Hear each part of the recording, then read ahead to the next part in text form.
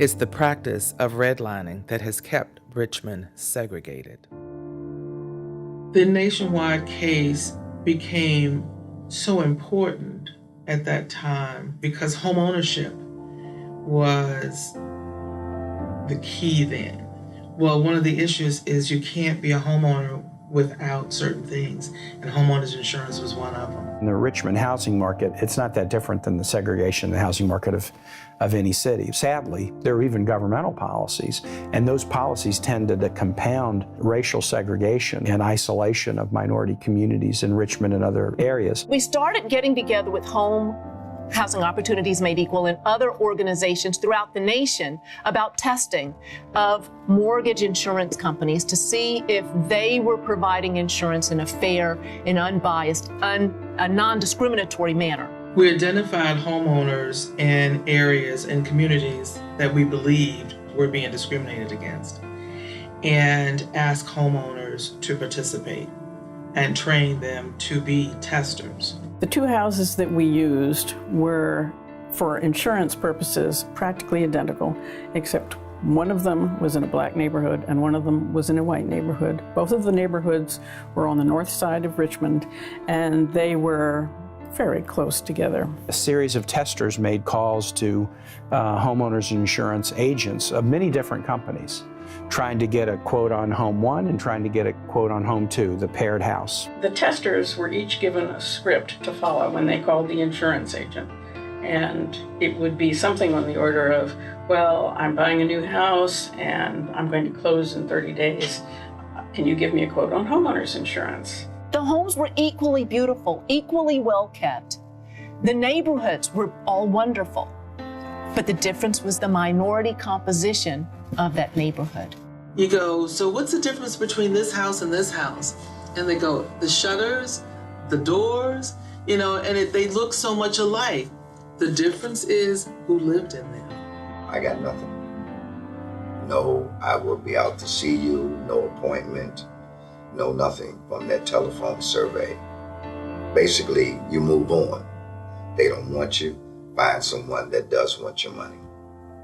The evidence was very powerful that Home put together. There was an assessment that, if you live in this African-American neighborhood, then you're riskier, so we're not going to give you as good a policy and we'll charge you more. It costs me more as a black man to live the same lifestyle as my white counterpart. Little did we know that was really just a very tip of the iceberg, because when we got involved in the documents, it showed that this was not an accident in any way, shape, or form. We were able to go through yellow pages, 1965, 1975, 85, 95, and basically show where Nationwide's agents were located, and then lay that up against the racial demographics of the neighborhoods. We discovered that over the years, as there was white flight from Richmond, there was also insurance agent flight from Richmond. They did nothing to reach African Americans, and in fact, did everything not to reach African American neighborhoods. Their local area marketing plan was based upon something called microvision. Microvision was a marketing strategy of zip codes where they divided the neighborhoods based upon categories that they named. You had Caucasian neighborhoods that were called the lap of luxury, established wealth, good family life, the movers and shakers, home sweet home, family ties, a good step forward, great beginnings, country home families, stars and stripes, white picket fence. And then we move into the areas that are closer into the city in greater minority numbers, trying metro times, trying rural times, struggling metro mix, difficult times. Every single time, the minority neighborhoods were excluded. They did not want them. They did not market to them. They did not have agents within the city to talk with them. That was their desire. That was their design. We had this evidence about Richmond, but suddenly by getting documents from Nationwide, we saw that it was truly a nationwide strategy of focusing energies on predominantly white neighborhoods. So we felt, wow, this is pretty good evidence. Let's file a lawsuit. It really was a David and Goliath kind of activity. Here we were, this little organization in Richmond, and we had a very small law firm representing us. And Nationwide and its agents had 4 major law firms, and of course, they're a multi-billion-dollar corporation. They tried to bury us in documents during discovery, so many documents that they assumed we would never be able to read them all. Thanks to Rhonda and some of our staff, we read everything. When the trial was over and the case went to the jury, it did not take them very long to come back with the verdict.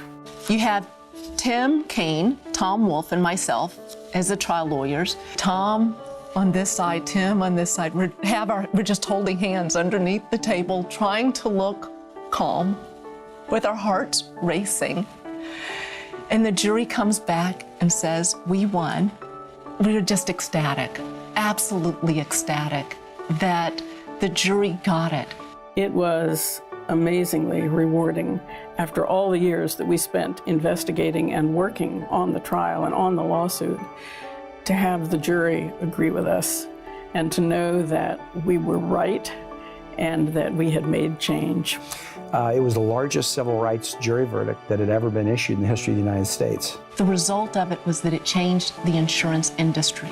After the investigations were over, after the settlement, the CEO came to home to say that we helped them change their practices, their policies. And so it was really a win-win situation for everybody, for families, for communities, for the insurance industry. This lesson reverberated throughout the industry and caused a great deal of changes and made it easier for people to get homeowners insurance. Discrimination Is just as prevalent today as it was when we did the Nationwide investigation. Fair housing is still an incredible need. There's still, significant segregation in the nation's housing stock, and that's why a group like HOME is as or more important today than it's ever been. Housing is such an important part of a person's life. It sometimes defines who they are, and to have that blocked or denied because of what you look like is just wrong.